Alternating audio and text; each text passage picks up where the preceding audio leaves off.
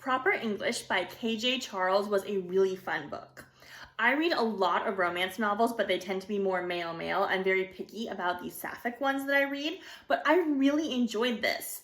It was very well written. I enjoyed both of our main characters. They were felt like very distinct people. I loved hearing their opinions. This is a period piece, so it is set in England, I believe back sometime before World War I, if I'm watching the chronology of these books correctly. The narrator is British, so I really loved her narration style. And this whole book had a very kind of Agatha Christie vibe where everyone is trapped in a big old mansion and there's all these people with all their different drama and we have to figure out what happened.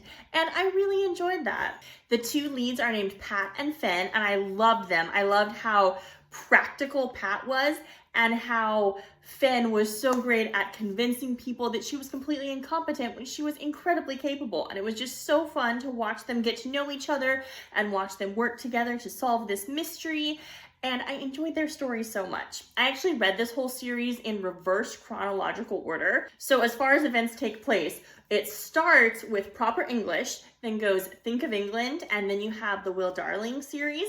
And I started by reading the Will Darling series, which I also really enjoyed. They have very Sherlock Holmes vibes set after World War I. And I just loved the whole story. They're amazing. Definitely read them. They're very fun. And then I went back and read Think of England. The protagonist of Think of England is like a super minor character in the Will Darling series decades later. And then I read Proper English, where those characters are in Think of England, kind of minor, just like side characters.